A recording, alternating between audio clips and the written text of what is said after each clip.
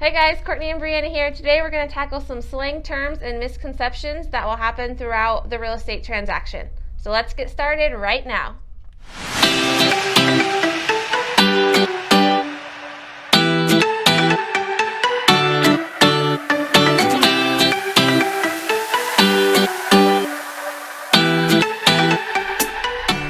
Hey guys, Kortni and Brianna here. We had to take the helmets off. As you could tell, mine had a little protective piece inside, so it didn't quite fit my head. So, taking a break from those, we're going to dive in to some of the common misconceptions. But before we get started, feel free to subscribe to our YouTube channel and click that bell so you're alerted whenever we release a new video. So a few words that you will hear us say most often, especially if we're on a listing appointment. The first one is going to be comps. So that is just comparable. So those are what we pull when we're trying to figure out where we want to price your house. And then another one you'll hear us say a lot is MLS, and that's the multiple listing service. So once we list your home, that's the initial site that we list it on, and from there it feeds out to all of the other sites. And then lastly is CMA, and that's comparative market analysis. So that's when we're compiling all those comps. We'll make a packet for you, bring it to your house, and then we'll go over that to find the best suited price for your home. So then once we're kind of diving in, talking about paperwork, some of the terms you'll hear us reference are LOC, SOC. What that stands for is listing office commission or selling office commission. And that's obviously what the listing agent and the selling agent gets paid, which are both fees that are paid by the seller. So great news, if you're a buyer, you don't have to pay any of those fees and your agent is essentially free to you.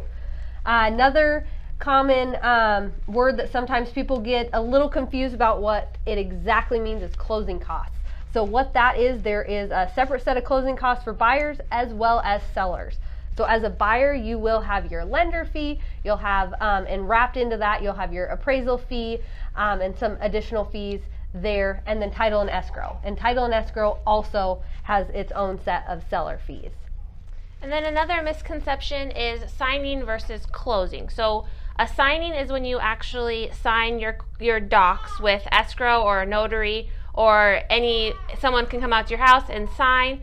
And then closing is once everything is officially recorded with the county, then the home becomes yours. So you normally sign 1 or 2 days prior to your closing, and then once you close, the home officially becomes yours.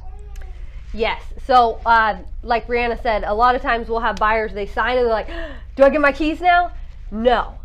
So you have to wait until it is officially recorded and it is officially your home until we can issue those keys over.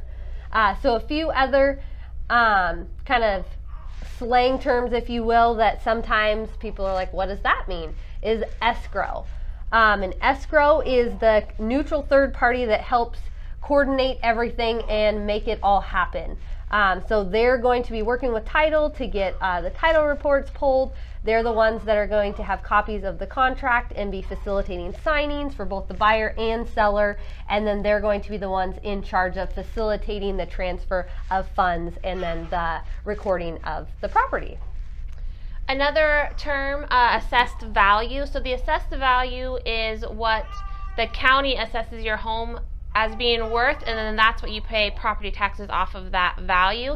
That is not what you are going to list your home for. Typically, you can sell your home for more than the county assesses it for.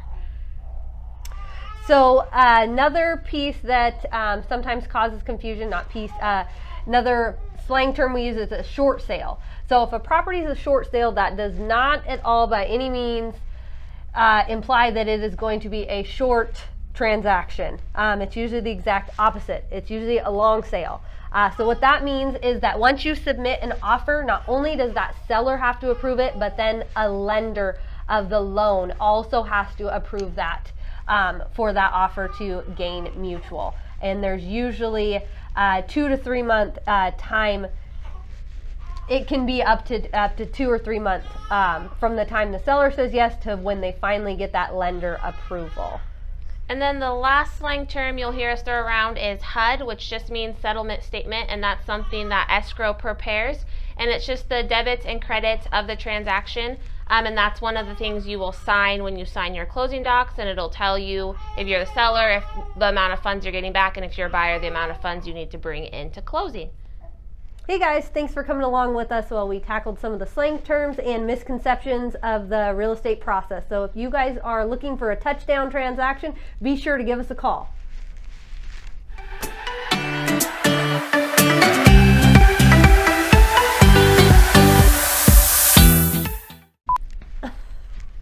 I really hope we don't regret this.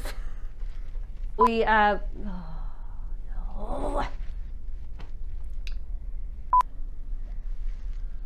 Hey guys, thanks for coming along while we tackled some of the misconceptions and I can't even think of the word, slang terms. Okay. Hey guys, Kortni. Okay. Okay. Hey, Kortni, Brianna here.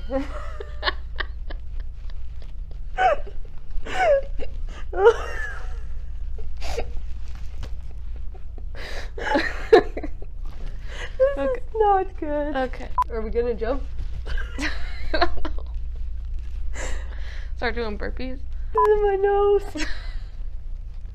Okay.